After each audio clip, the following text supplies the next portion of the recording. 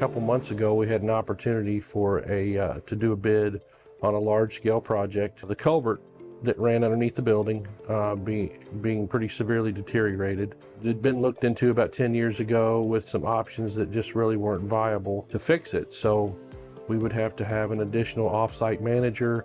We would have to lease space, basically pay somebody else for their space. What immediately came to mind with my history with ISCO is Snap-Tite.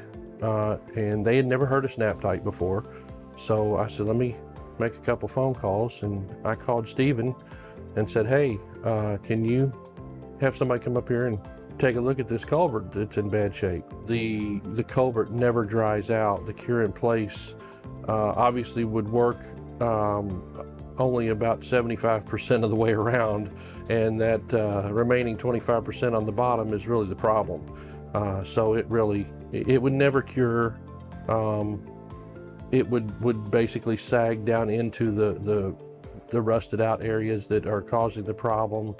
Just not a good solution. He sent Ryan Harrington up here. Ryan looked at it, said he had a guy that was very capable, that did a lot of work in this area in Indiana. Had that contractor come up and take a look at it, and it was in fact a viable solution for this. Now what we get is we get to fix the culvert and regain the use of our shop that we had back there, and we're going to, by September, have that shop completed into a fully rehabilitated, renovated build shop for this project. So Snap-Tite, we're going to have to go down in size, but we've got the bell, the hydro bell that we can put on the end of that and get our flow back up, actually better probably than it is now, because it's got an old rusty corrugated dilapidated culvert in there, so we'll probably see a significant improvement.